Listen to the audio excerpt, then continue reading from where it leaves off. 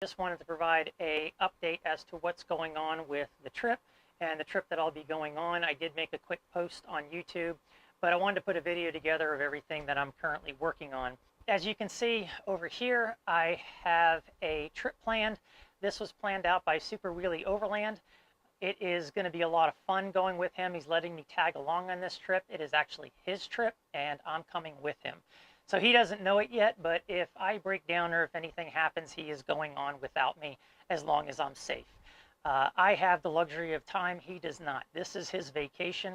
They've given him these 4 weeks. He usually takes 4 to 5 weeks off, but with everything going on with Corona and things that are going on with his work, he is very limited as to what time he could take off. Ideally, we would have liked to have done this in September, but he had to do it in August. So this is his vacation, and I'm going to treat it as such. If I break down, I will catch up or go home or whatever, and that's just the way it's going to be. Of course, if it's the opposite way around, I'm going to stick with him because, like I said, I have the luxury of time. So anyway, we are going to start in southern, either New Mexico or Utah. I got to look at the map again. It's his route because he's the one that's put this together. We are going to just go from point A to point B to get out there. There's not going to be anything in between, and the same thing on the way back. But once we get into the southern U.S., we are going to take the Continental Divide, as many off-roads as we can. He's putting that all together, and we will end up in Eureka, Montana. I think just mile for mile to get out there, do the trip, and come back, it's almost 6,000 miles. But we might go off the beaten path here or there, try out, something that we might see. So it's going to be well over 6,000 miles in 4 weeks. We are really going to have to hoof it, but that's typically what he does. He does some pretty extensive long trips on his time off. I wish my girlfriend could come with, but she can't, unfortunately, because of things that are going on with her work and the vacation time that she has. So she's going to stay put, and she's very supportive of me going on this trip, which is awesome. But if anything happens back home, I will jet back home as fast as I can. Anyway, I've got a few things that I need to take care of. I've got a blower that just completely went out. I got my vehicle inspected yesterday, and coincidentally, when I brought my vehicle in, the blower worked fine. All they did was hook up their electronics for the inspection, and when I left, it stopped working completely. Came back on a couple of miles down the road, and now I tried it today, and it is dead. I've replaced, as you can see, I've got fuses and my resistor or relays out here. I've tried replacing all that. None of it works. Everything is fine.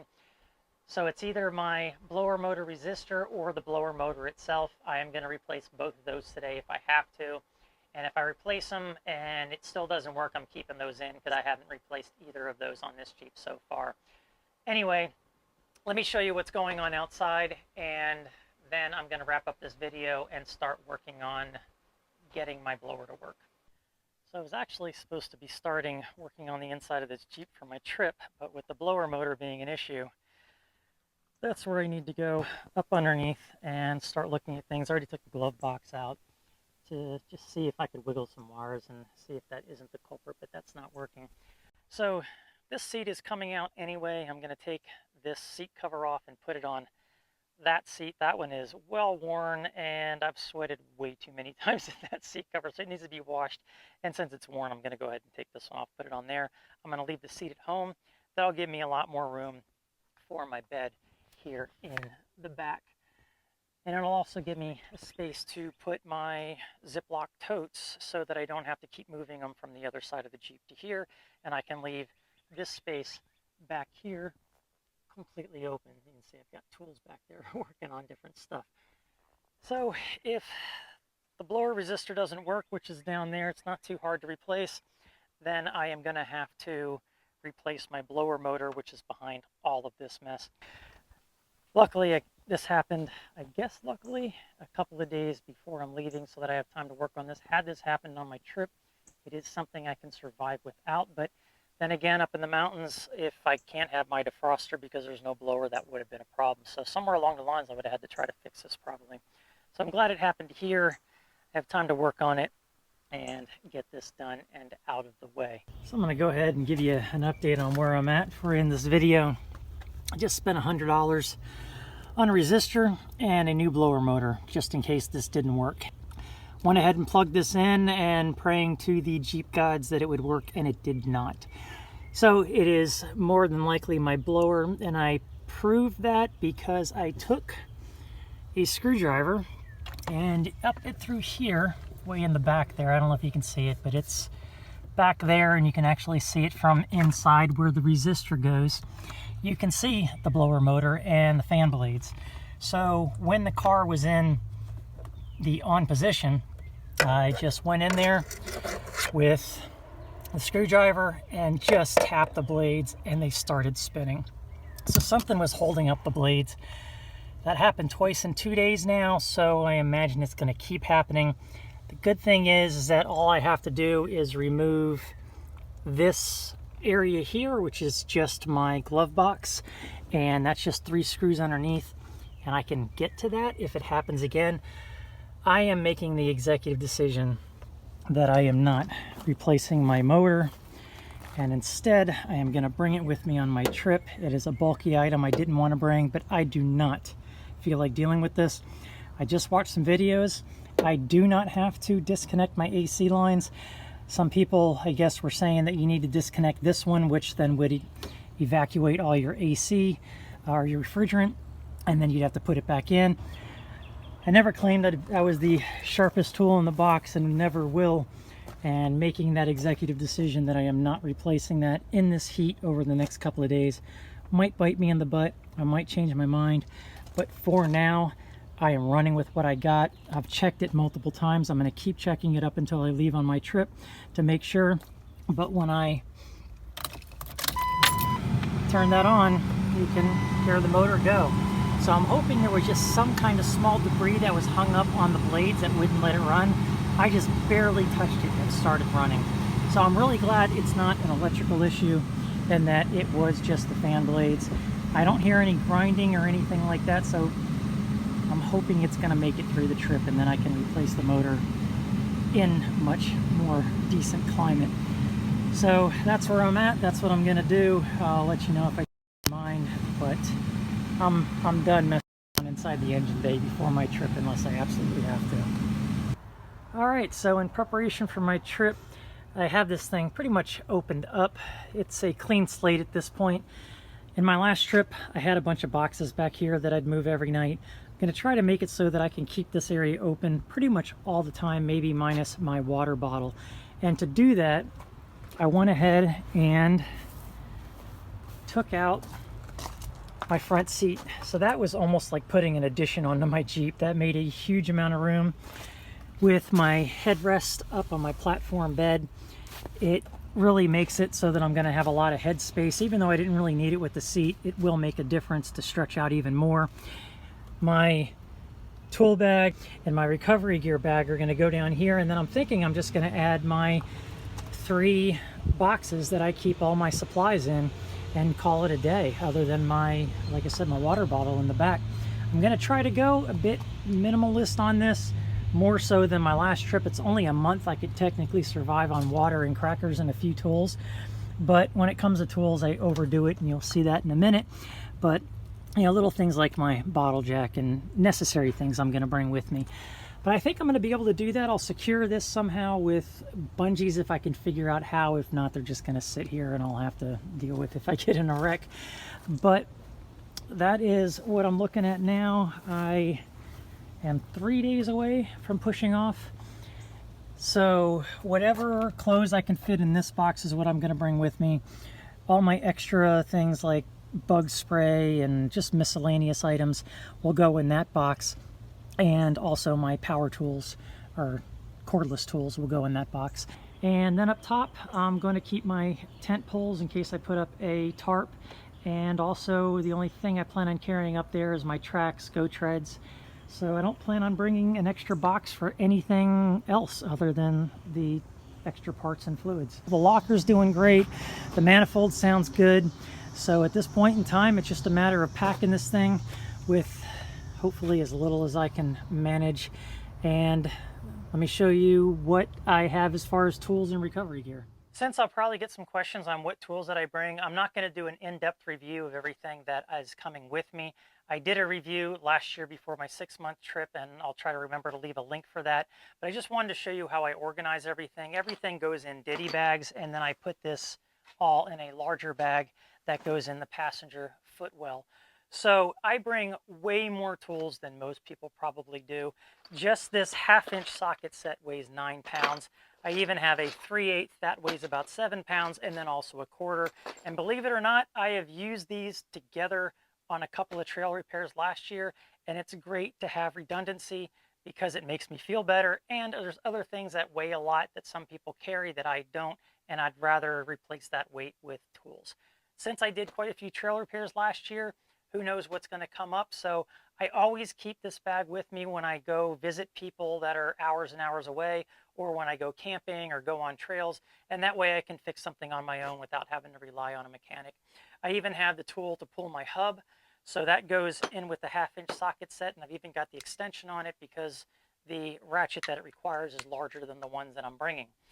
So for that reason, I carry all these ditty bags. I have more pliers than most people probably carry. I have drill bits and Allen wrenches.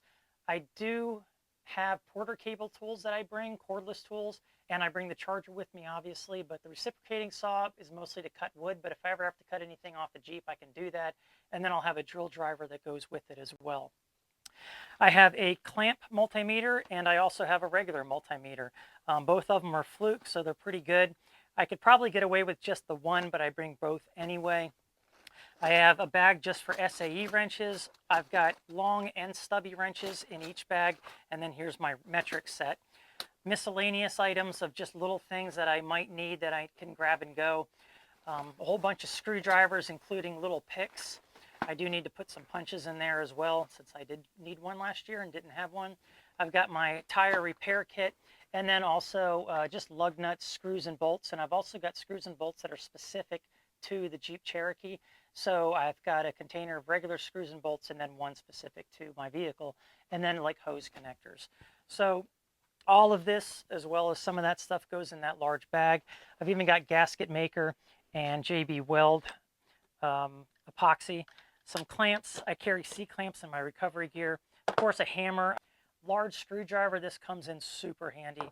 And just a small little saw in case I need to saw off a bolt or something like that. But if I can't get the reciprocating saw in there.